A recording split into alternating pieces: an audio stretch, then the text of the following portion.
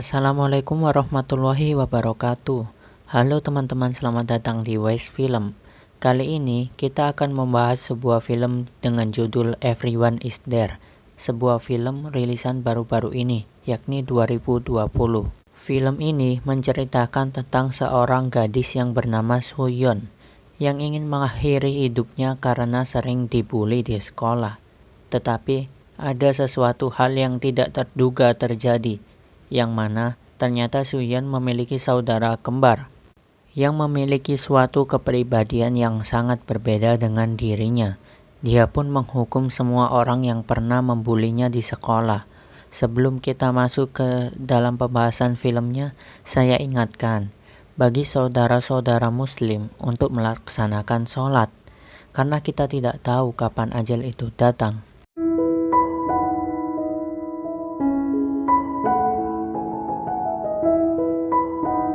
Film dibuka dengan memperlihatkan seorang gadis yang sedang berlari di dalam hutan karena ketakutan. Gadis tersebut bernama Soo-yeon. Kemudian, gadis tersebut pun terjatuh di dalam hutan tersebut dengan banyak luka di bagian kepala. Adegan berpindah di mana memperlihatkan Soo-yeon yang berada di dalam rumah sakit. Di sini, Soo-yeon adalah seorang gadis yang hidup sendiri karena ibunya sudah meninggal dan ayahnya berada di luar negeri. Kemudian datanglah seorang polisi yang akan menginterogasinya. Ternyata Soo-yeon selamat dari insiden tersebut dan ditemukan di gunung pada pagi hari, sehingga kini ia berada di dalam rumah sakit.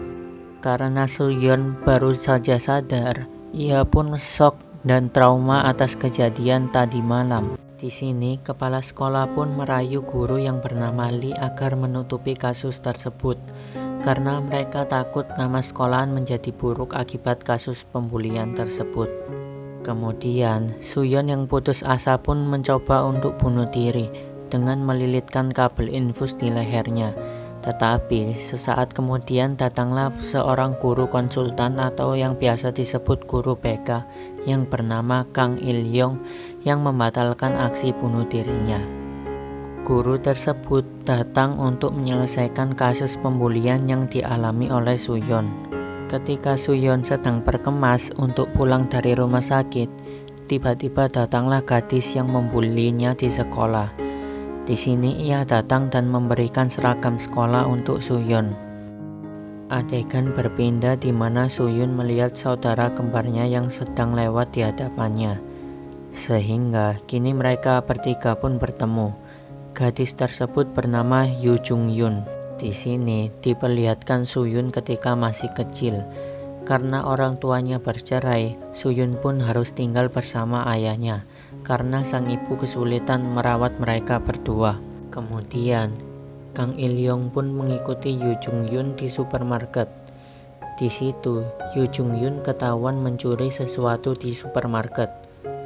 Sehingga Kang Il-yong meminta bantuan Yoo Jung-yoon untuk menolong Soo-yeon. Karena Yoo Jung-yoon tidak peduli dengan urusan saudaranya, Kang Il-yong pun mengancam akan melaporkan perbuatan mencurinya kepada polisi.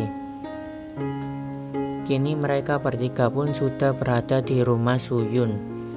Di sini, mereka berencana untuk menukar identitas Soo-yeon dengan saudara kembarnya di sekolah. Ketika Yoo Jung-yoon akan pergi dari rumah Soo-yeon, tiba-tiba ia mendapat kiriman video yang memperlihatkan Soo-yeon sedang dibully teman-temannya di pegunungan.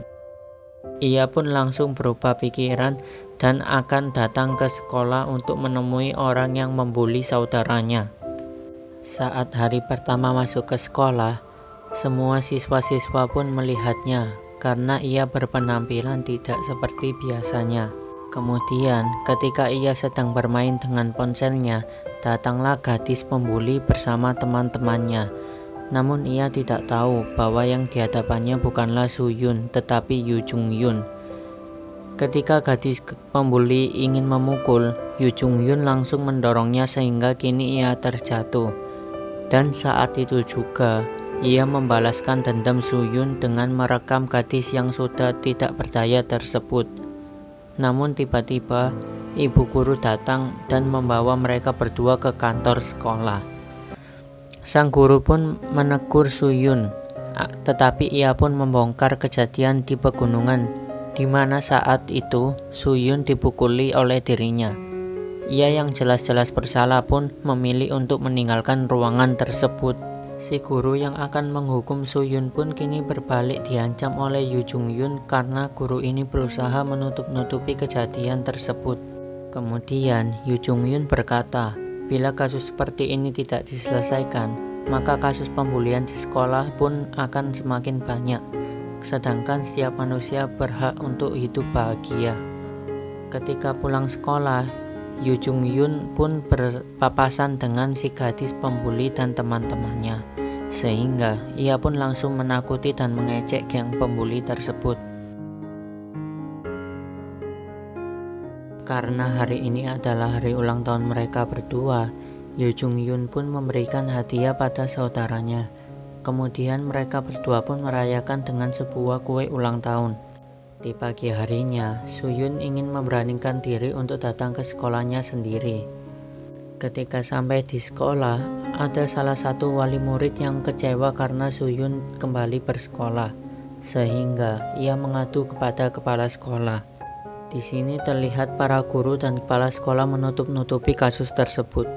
Namun, Suyun yang mendengarkan pembicaraan tersebut pun ia ketakutan, sehingga ia pun pergi ke kamar mandi di mana gadis pembuli juga berada di sana. Sesampainya di rumah, Suyun pun langsung terjatuh lemas karena sudah dibuli oleh gadis pembuli. Yu Jungyun yang kesal pun mulai marah dan pergi untuk membalaskan dendam saudaranya. Di sini, gadis pembuli itu diancam untuk datang ke pegunungan. Jika ia tidak melakukannya, maka video pembuliannya terhadap Suyun akan dilaporkan ke polisi dan diviralkan. Karena takut dengan ancaman tersebut, gadis pembuli itu pun mendatangi Yu Jungyun. Kemudian, dari belakang, gadis pembuli tersebut dipukul hingga pingsan oleh Yu Jungyun. Ketika gadis pembuli itu sadar, ia sudah dalam keadaan terikat tangan dan kakinya.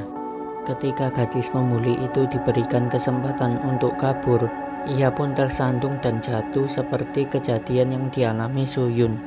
Kemudian Suyun yang asli pun datang dan tidak tega dengan gadis pembuli itu. Ia pun langsung membantu gadis yang sudah membulinya itu. Kemudian polisi pun datang. Adegan berpindah di mana memperlihatkan Yu Jungyun sedang di kantor polisi dan sedang diinterogasi. Kemudian Kang In Leong pun datang untuk membantu Yu Jungyun.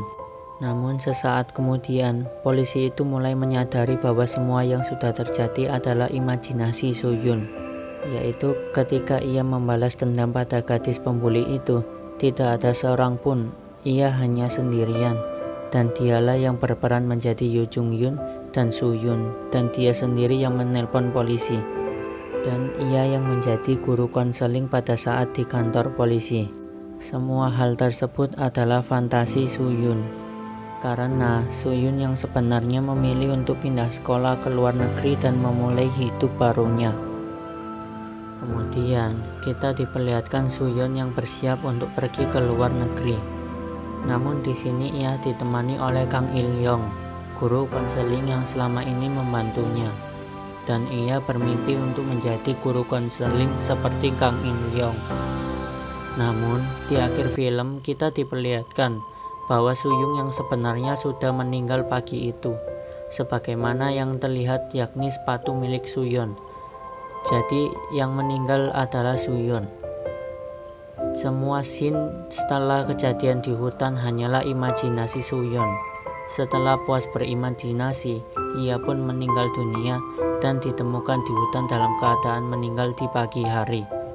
Pelajaran yang bisa diambil dari film berikut, janganlah kita membuli seseorang, karena setiap orang memiliki hak untuk hidup bahagia. Sebelum kita membuli orang, bayangkan bila orang itu adalah anak kita, karena sesungguhnya balasan akan datang sesuai dengan apa yang kita perbuat. Saya mohon maaf apabila film yang saya rangkum masih banyak kesalahan dan kekurangan. Semoga kita selalu diberikan kesehatan. Jangan lupa untuk bersyukur. Terima kasih teman-teman sudah menonton sampai akhir, dan wassalamualaikum warahmatullahi wabarakatuh.